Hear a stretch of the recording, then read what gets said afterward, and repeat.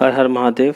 Welcome to hydrogen classes. आज का topic है फोटो इलेक्ट्रिक इफेक्ट। इसके खाली थ्योरेटिकल एस्पेक्ट में लूँगा और फॉर्मूला अंडरस्टैंडिंग के एस्पेक्ट में लूँगा। इसके न्यूमेरिकल हम अपने नेक्स्ट वीडियो में लेंगे। आइए देखते हैं क्या है फोटो इलेक्ट्रिक इफेक्ट। हर हर Mahadev. Welcome to hydrogen classes. मेरा नाम है सागर। आज का टॉपिक है फोटो इलेक्ट्रिक इफेक्ट। बहुत इंपॉर्टेंट इफेक्ट है और इसी के लिए, इसके एक्सप्लेनेशन के लिए ही एल्बर्ट आइंस्टाइन को पहली बार नोबेल प्राइज़ मिला था। हालांकि थ्योरी ऑफ रिलेटिविटी उनकी बहुत इंपॉर्टेंट थी, लेकिन नोबेल प्राइज़ इसके लिए मिला था और ये एक्सपेरिमेंट हेनरी हर्ट्ज द्वारा किया गया था। तो क्या कहता है ये? बड़ा सिंपल है। देखिए क्या किया गया। बैटरी से ये नेगेटिव टर्मिनल पे एक इलेक्ट्रोड लगा दिया, एक मेटल।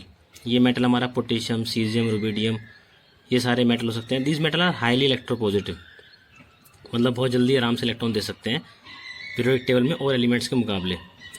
और यहाँ पे जो इसका जो पॉजिटिव टर्मिनल था वो यहाँ कनेक्ट कर दिया इस प्लेट से। ये कोई भी मेटल, उससे फ़र्क नहीं पड़ता। तो यहाँ पे जो बल्ब जलाया गया, बल्ब ने क्या दिया? अपनी लास्ट वीडियो में मैंने बताया, बल्ब से क्या निकलेंगी? Radiations, electromagnetic radiations. और उसमें क्या होता है? स्मॉल पैकेट्स ऑफ एनर्जी होते हैं जिन्हें क्वांटम कहा जाता है। प्लैंक्स ने नेम क्वांटम दिया था। और ये क्या है? बेसिकली फोटोन्स हैं। तो स्मॉल पैकेट्स ऑफ एनर्जी है और पैकेट में एनर्जी बियर कौन कर रहा है, कौन लेके आ रहा है? फोटोन, जिसकी अपनी कुछ फ्रीक्वेंसी भी होगी, जिसे मैं फ्रीक्वेंसी ऑफ रेडिएशन भी कह देता हूँ। तो चाहे मैं फ्रीक्वेंसी ऑफ फोटोन कह दूँ, चाहे फ्रीक्वेंसी ऑफ रेडिएशन कह दूँ, बात बराबर है। और हम बाद में पढ़ेंगे कि फ्रीक्वेंसी से एनर्जी कैसे निकाल लेते हैं। तो कुल मिला के कहना चाहूँगा, बल्ब से रेडिएशन आ रही हैं, इलेक्ट्रोमैग्नेटिक रेडिएशन, और उनके पास कुछ एनर्जी है, यानी they have energy particle photon. Photon energy लेके आ रहा है। यानी मैं ये भी कह सकता हूँ कि बल्ब से बहुत सारे फोटोन्स निकल के आ रहे हैं और वो जाके यहाँ मेटल से टकरा रहे हैं। तो जब मेटल से टकराए तो इस मेटल से इलेक्ट्रॉन निकल गए, इलेक्ट्रॉन एमिट हुए, इसलिए इन्हें फोटो इलेक्ट्रॉन्स भी कहा जाता है। क्योंकि फोटोन्स के टकराने से मेटल के सरफेस से इलेक्ट्रॉन निकल गए और यहाँ पे जाके इन्होंने सर्किट कंप्लीट किया। ये जो एमीटर यहाँ पे दिया हुआ, इसमें डिफ्लेक्शन आई। अगर वैसे तो देखो बीच में स्पेस था, ये डिफ्लेक्शन शो नहीं करता, लेकिन जैसे ही यहाँ पे यहाँ पे क्या हुआ? सर्किट कंप्लीट हो गया। जैसे मैंने बल्ब जलाया तो यहाँ पे फोटोन आके टकराए, फोटोन के टकराने से इलेक्ट्रॉन यहाँ से निकले, एमिट हुए और यहाँ पे आके इस प्लेट पे कलेक्ट हो गए। डिटेक्टर भी लिखा जाता है कई जगह इस प्लेट को, और इसने एमिटर यहाँ पे रीडिंग दिखाई, यानी फोटोन्स एमिट हुए यहाँ से, बल्ब से टकराए मेटल के सरफेस पे और यहाँ से इलेक्ट्रॉन एमिट हुए। And this is called photo electric effect. इस फिनोमिना को ही फोटो इलेक्ट्रिक इफेक्ट कहा जाता है। तो मैंने क्या लिखा हुआ है? Photo electric effect is a phenomena in which electrons are ejected from metals when metals like potassium, rubidium, caesium etcetera are exposed to a beam of light of certain frequency. मैंने क्या बताया? बल्ब से क्या आ रही है? Radiation. Radiation है तो उसके पास क्या होगी? अपनी कुछ फ्रीक्वेंसी भी होगी। तो ये नहीं कि किसी भी फ्रीक्वेंसी की लाइट मार दोगे तो यहाँ से इलेक्ट्रॉन एमिट हो जाएंगे। कुछ एक सर्टेन फ्रीक्वेंसी चाहिए होती है, और वो कौन सी फ्रीक्वेंसी है, कितनी चाहिए, किस मेटल के लिए, वो हम आगे जाके इस वीडियो में पढ़ेंगे। यहाँ मैंने लिख दिया कि electrons ejected from the metal surface are known as a photo electrons. Photons के टकराने से किसी धातु पे, यानी किसी मेटल पे, इलेक्ट्रॉन्स जो निकले उन्हें फोटो इलेक्ट्रॉन्स कहा गया। और ये फिनोमिना फोटो इलेक्ट्रिक इफेक्ट था। रिजल्ट्स क्या थे इस एक्सपेरिमेंट के? एक रिजल्ट तो ये था, electrons are rejected from the metal surface as soon as the beam of light strikes the metal surface, there is no lag of time. जैसे ही बीम ऑफ लाइट आके टकरा रही थी इससे, मेटल से, एक तुरंत से इलेक्ट्रॉन निकल जा रहे थे। भैया आप खुद सोच लीजिए, बीम ऑफ लाइट में फोटोन था, तो फोटोन जैसे ही आगे स्ट्राइक कर रहा था वैसे इलेक्ट्रॉन यहाँ से निकल जा रहे थे। तो ये एक्सपेरिमेंट फोटोन्स का पार्टिकल नेचर समझाता है कि फोटोन एक पार्टिकल की तरह है। जैसे आप एक कंचा रखे जमीन पे, दूसरा कंचा फेंक के मारे, तो दूसरा कंचा जब पहले वाले से टकराएगा तो पहले वाला निकल के भाग जाएगा तुरंत उसके लगते ही। ये फिनोमिना इस तरह से है।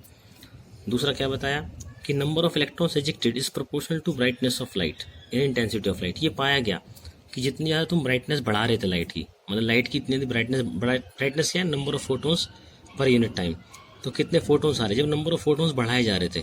एक बल्ब आता है, आप कहते हैं बल्ब आज बड़ा डिम जल रहा है, तो उसकी ब्राइटनेस कम होती है। एक वो बल्ब आज बहुत ब्राइट जल रहा है, तो उसकी ब्राइटनेस मतलब उसमें क्या बढ़ जाते हैं? इंटेंसिटी उसकी बढ़ जाती है, नंबर ऑफ फोटोन्स वो निकालना ज़्यादा निकालना स्टार्ट कर देता है। तो ये पाया गया जब ब्राइटनेस बढ़ाई जा रही थी तो फोटो इलेक्ट्रॉन्स जो एजेक्ट हो रहे थे वो भी और ज़्यादा हो रहे थे।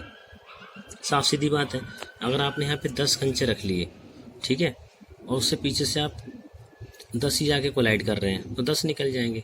अगर आपने 10 रखे हो लेकिन पीछे से 5 ही आके उन्हें टक्कर मार रहे हैं तो 5 ही निकलेंगे। तो निकलने वाले किस पे डिपेंड करते हैं? पीछे से कितना आके टकरा रहे हैं।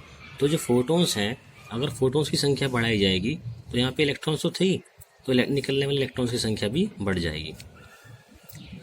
लास्ट क्या था कि photo electric effect is not observed when the frequency of incident light mu is smaller than the threshold frequency. यानी थ्रेशोल्ड फ्रीक्वेंसी को फ्रीक्वेंसी है जो कम से कम चाहिए इलेक्ट्रॉन को निकालने के लिए, यानी फोटो इलेक्ट्रिक इफेक्ट शो करने के लिए। अगर इंसिडेंट लाइट की फ्रीक्वेंसी कम हो गई थ्रेशोल्ड फ्रीक्वेंसी से तो इलेक्ट्रॉन निकलने वाला नहीं है, यानी फोटो इलेक्ट्रिक इफेक्ट नहीं होगा। मैंने लिखा है अगर फ्रीक्वेंसी ऑफ इंसिडेंस ज़्यादा होगी थ्रेशोल्ड फ्रीक्वेंसी से, ये कंडीशन है फोटो इलेक्ट्रिक इफेक्ट, तभी फोटो इलेक्ट्रिक इफेक्ट होगा।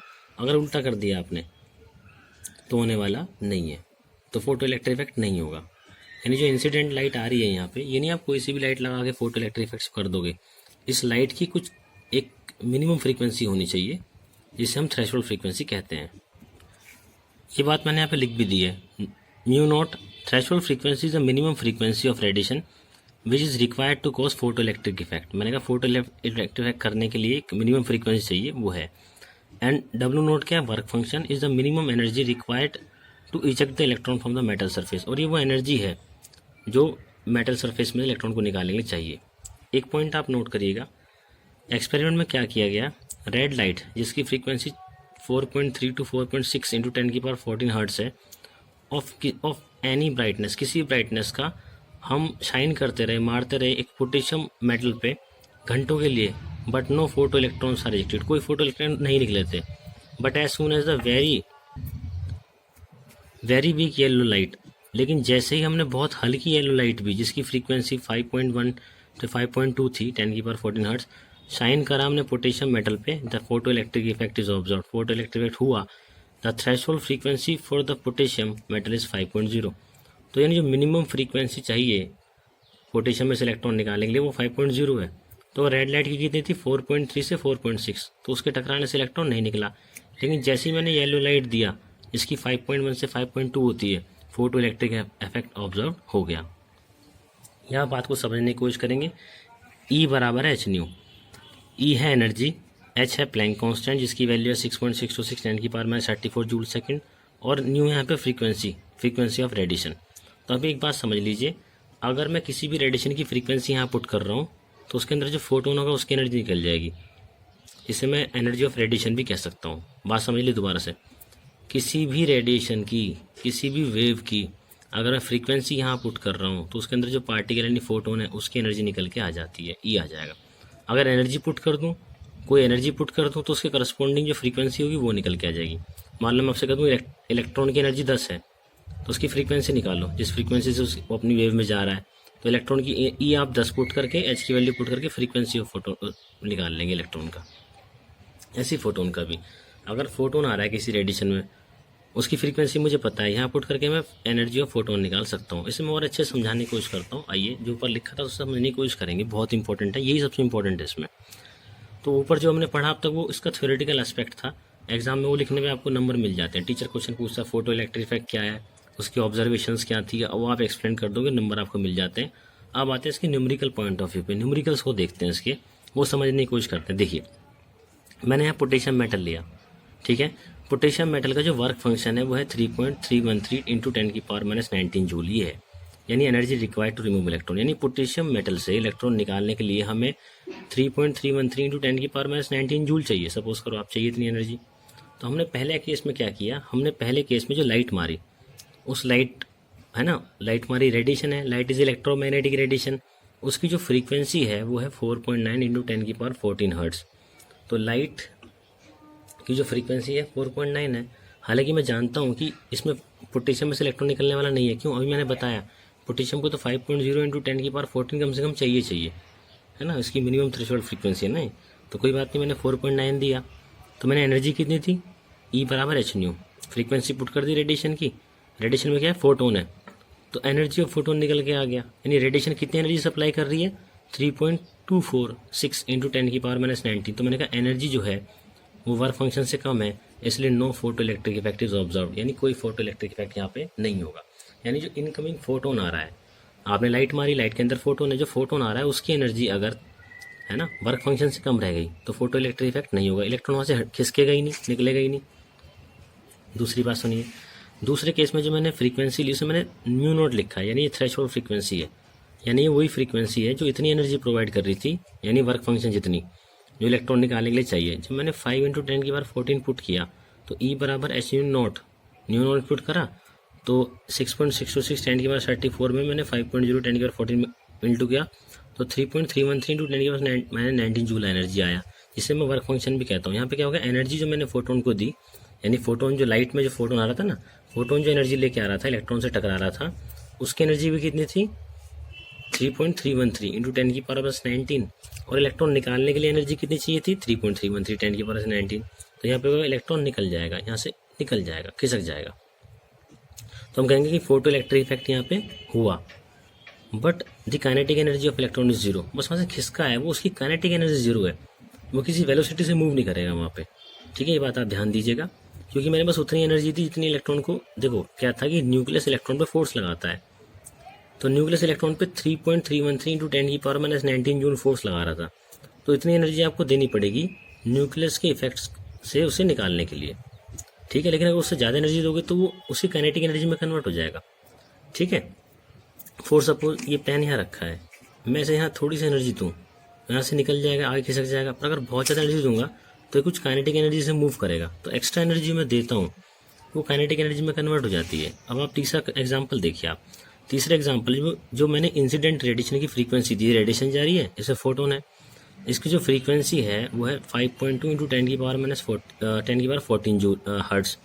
तो यहाँ पे E बराबर एच न्यू, तो एच की वैल्यू पुट कर दी और मैंने न्यू की वैल्यू पुट कर दी फ्रीक्वेंसी की, तो एनर्जी निकल के आई 3.445 इंटू 10⁻19 जूल, और इलेक्ट्रॉन निकालने के लिए चाहिए कितनी थी 3.313। तो मैंने कुछ एक्स्ट्रा एनर्जी दी, तो एनर्जी जो मैंने यहाँ पे दी वो ज़्यादा है किससे, वर्क फंक्शन से। वर्क फंक्शन क्या है, वो एनर्जी है जो इलेक्ट्रॉन निकालने के लिए चाहिए, और E क्या है, वो एनर्जी जो मैंने दी है फोटोन के द्वारा यानी रेडिएशन से। तो यहाँ पे क्या होगा, फोटो इलेक्ट्रिक इफेक्ट ऑब्जर्व होगा and the emitted electron is having some kinetic energy. तो एमिटेड इलेक्ट्रॉन जो निकलेगा उसमें कुछ काइनेटिक एनर्जी होगी। और इस बात को मैं एक यहाँ दोबारा समझा देता हूँ। तो केस थर्ड देखिए आप, केस थर्ड पोटेशियम था, आउटर मोस्ट इलेक्ट्रॉन था, फ्रीक्वेंसी कितनी थी 5.2 10⁻14 हर्ट्ज। मैंने यहाँ पे एक रेडिएशन मारी, रेडिएशन में फोटोन था, वो टकराया, इलेक्ट्रॉन एमिट हुआ, अच्छा मैंने एनर्जी कितनी थी 3.445, मतलब इतनी फ्रीक्वेंसी होगी तो एनर्जी निकाल सकता हूँ ना, E बराबर एच न्यू से। तो एनर्जी कितनी थी 3.445, देखो ये रहा, इतनी मैंने दी। इलेक्ट्रॉन एमिट होगा और इस पर कुछ काइनेटिक एनर्जी होगी, तो मैं उसकी काइनेटिक एनर्जी निकाल सकता हूँ। फॉर्मूला क्या बन जाता है, E, ये क्या था, एनर्जी मैंने दी, ये क्या था, वर्क फंक्शन जो एनर्जी इलेक्ट्रॉन निकालने के लिए चाहिए, और ये क्या है, काइनेटिक एनर्जी। तो जो अगर मैं एक्स्ट्रा एनर्जी दे रहा हूँ, मान लो इलेक्ट्रॉन निकालने के लिए चाहिए एनर्जी 5, ठीक है, लेकिन दे रहा हूँ मैं 10, तो बाकी की 5 किस में कन्वर्ट हो जाएगी, काइनेटिक एनर्जी में। सबको दोबारा सुन लो, इलेक्ट्रॉन निकालने के लिए एनर्जी 5 चाहिए, मैं एनर्जी दे रहा हूँ 10, तो दे रहा हूँ मैं 10, चाहिए इलेक्ट्रॉन निकालने के लिए 5 यानी W0, तो बाकी 5 किस में कन्वर्ट हो जाएगी, काइनेटिक एनर्जी में। ऐसे इलेक्ट्रॉन को एनर्जी कितनी दी मैंने 3.445 इंटू 10⁻19, इलेक्ट्रॉन निकालने के लिए कितनी चाहिए थी 3.313 इंटू 10⁻19 जूल, तो बाकी क्या रह जाएगा, काइनेटिक एनर्जी। तो kinetic energy equals to 1.32 10⁻20 joule energy, kinetic energy of emitted electron. तो मैं आपको ये बात बता दूं, जब किसी मेटल पे कोई रेडिएशन मारी जाती है तो उस रेडिएशन की कुछ फ्रीक्वेंसी होती है, जैसे फ्रीक्वेंसी ऑफ फोटोन भी कह सकते हैं। ठीक है, तो फोटोन मतलब अगर मैं किसी पे कोई रेडिएशन मार रहा हूँ यानी फोटोन मार रहा हूँ, और फोटोन कुछ एनर्जी लेके आएगा, अगर वो एनर्जी उस एनर्जी से ज़्यादा हुई जो इलेक्ट्रॉन निकालने के लिए चाहिए तो इलेक्ट्रॉन निकलेगा, अगर कम रह गई तो इलेक्ट्रॉन नहीं निकलेगा। हाँ, अगर उसके बराबर हुई जितनी चाहिए तो बस इलेक्ट्रॉन निकलेगा, तो लेकिन काइनेटिक एनर्जी नहीं होगी। अगर ज़्यादा एनर्जी दे दी तो इलेक्ट्रॉन निकलेगा विद सम काइनेटिक एनर्जी। अब देखिए काइनेटिक एनर्जी मेरे पास आ गई थी, m क्या है, mass of emitted electron 9.1 10⁻31 kg, तो काइनेटिक एनर्जी आई थी 1.32 इंटू 10⁻20 जूल, तो हाफ mv² होता है मास ऑफ इलेक्ट्रॉन, पुट कर दिया, जूल होता है kg मीटर स्क्वायर पर सेकंड स्क्वायर, फिजिक्स में पढ़ा ही होगा। तो यहाँ से वेलोसिटी ऑफ इलेक्ट्रॉन आ जाएगा, यानी वेलोसिटी ऑफ एमिटेड इलेक्ट्रॉन, वो निकल के आ जाएगा। एक बात और सुनिए, एग्जाम में जब क्वेश्चन आपको दिया जाएगा तो जो वर्क फंक्शन दिया जाता है कितना ईजी हो जाता है न्यूमेरिकल। अगर मैं आपसे बोल देता कि भाई इलेक्ट्रॉन निकालने के लिए इतनी एनर्जी चाहिए, दे मैं इतनी रहा हूँ, तो काइनेटिक एनर्जी निकालो, कितना ईजी न्यूमेरिकल हो जाता। पर बुक वाले क्या करते हैं, कॉम्पिटिशन वाले एनर्जी को जानबूझ के डिफरेंट टर्म्स में देते हैं, यानी फोटोन की एनर्जी डायरेक्ट नहीं देगा, वो फोटोन की फ्रीक्वेंसी देगा, पहले E बराबर एच करके आप उसकी एनर्जी निकालोगे। न्यूमेरिकल में अपने नेक्स्ट वीडियो में लूँगा इसके। अभी आप देखिए क्या है, मैंने कहा values of work function for few metal, कुछ मेटल्स की वर्क फंक्शन है पर वो इलेक्ट्रॉन वोल्ट में दिया हुआ है, लिथियम से इलेक्ट्रॉन निकालने के लिए 2.42 इलेक्ट्रॉन वोल्ट एनर्जी चाहिए, सोडियम को 2.3, पोटेशियम को 2.25, मैग्नीशियम को 3.7 एंड सो ऑन। वहीं इलेक्ट्रॉन वोल्ट होता है 1.6 10⁻⁻19 जूल। आइए देखिए मैं इस डाटा कैसे यूज़ कर सकता हूँ। सपोज यहाँ पे मैंने सोडियम लिया, सोडियम का जो आउटर मोस्ट इलेक्ट्रॉन है वो ये रहा, इसका जो वर्क फंक्शन दे रखा है 2.3 है, 2.3 इलेक्ट्रॉन वोल्ट। मैं जाता हूँ वर्क फंक्शन, वो एनर्जी है जो इलेक्ट्रॉन निकालने के लिए, वो सबसे कम एनर्जी जो इलेक्ट्रॉन निकालने के लिए मेटल से चाहिए, यानी 2.3 इलेक्ट्रॉन वोल्ट चाहिए। मैं इसे जूल में कन्वर्ट कर लूँगा, मल्टीप्लाई करके 1.6 10⁻⁻19 जूल से, तो कितना आ गया 3.68 10⁻⁻19 जूल। यानी इतनी एनर्जी कम से कम मुझे चाहिए सोडियम के आउटर मोस्ट इलेक्ट्रॉन को निकालने के लिए। तब आपसे क्वेश्चन पूछता हूँ कि भाई जो रेडिएशन में उसके ऊपर मारूँ उसकी फ्रीक्वेंसी कितनी होनी चाहिए। आप समझिए मेरी बात, इलेक्ट्रॉन निकालने के लिए एनर्जी चाहिए मुझे इतनी, वो मैंने निकाल लिया वर्क फंक्शन से। यूज़ कैसे करते हैं डाटा का वो समझा रहा हूँ मैं। तो आप ये निकाल लोगे कि इलेक्ट्रॉन निकालने के लिए वर्क फंक्शन यानी इतनी एनर्जी चाहिए मुझे, 3.68 10⁻⁻19 चाहिए, मान गया। पर जो रेडिएशन में मारूँ उसकी फ्रीक्वेंसी कितनी होनी चाहिए, यानी फोटोन जो आ रहा है रेडिएशन में उसकी फ्रीक्वेंसी कितनी होनी चाहिए। ठीक है, तो E बराबर h न्यू होता है, एनर्जी यहाँ पुट कर दो तो न्यू आ जाएगा। और इस न्यू को न्यू नोट लिखो, ज़्यादा बेटर है, क्योंकि ये वर्क फंक्शन था तो मिनिमम फ्रीक्वेंसी निकल के आएगी, थ्रेशोल्ड फ्रीक्वेंसी निकल के आएगी इससे, क्योंकि वर्क फंक्शन तो वो मिनिमम एनर्जी है जो इलेक्ट्रॉन निकालने के लिए चाहिए, तो इससे करस्पॉन्डिंग जो फ्रीक्वेंसी आएगी कौन सी होगी, मिनिमम फ्रीक्वेंसी जो इलेक्ट्रॉन निकालने के लिए चाहिए, और वो थ्रेशोल्ड फ्रीक्वेंसी होती है। तो एनर्जी कितनी पुट कर दी मैंने, 3.68 10⁻⁻19 जूल। एच की वैल्यू पता थी तो न्यू नोट आ जाएगा, न्यू नोट आया 0.55 10⁻15 यानी 5.5 इंटू 10⁻14 हर्ट्स, यानी थ्रेशोल्ड फ्रीक्वेंसी। यानी बात ये था, अगर मुझे वर्क फंक्शन दे दिया जाए तो उससे मैं एनर्जी निकाल सकता हूँ और एनर्जी से फ्रीक्वेंसी निकाल सकता हूँ। तो अब मैं ये कह सकता हूँ कि अगर इस फ्रीक्वेंसी की रेडिएशन, अगर किसी लाइट से इस फ्रीक्वेंसी की रेडिएशन इस पर मारी जाएगी या इससे ज़्यादा मारी जाएगी तो फोटो इलेक्ट्रिक इफेक्ट होगा। अगर मैंने इस फ्रीक्वेंसी से कम रेडिएशन, मान लो मैंने 5.0 ले लिया यहाँ पे इंटू 10⁻14 हर्ट्स, ये रेडिएशन मैंने इस फ्रीक्वेंसी की मारी, तो यहाँ पे फोटो इलेक्ट्रिक इफेक्ट नहीं होगा, इलेक्ट्रॉन निकलने वाला नहीं है। अब आप समझ गए होंगे शुरू में मैंने क्या कहा था कि हर किसी रेडिएशन से फोटो इलेक्ट्रिक इफेक्ट नहीं होता, कुछ सर्टेन फ्रीक्वेंसी की रेडिएशन ही चाहिए होती है फोटो इलेक्ट्रिक इफेक्ट करने के लिए।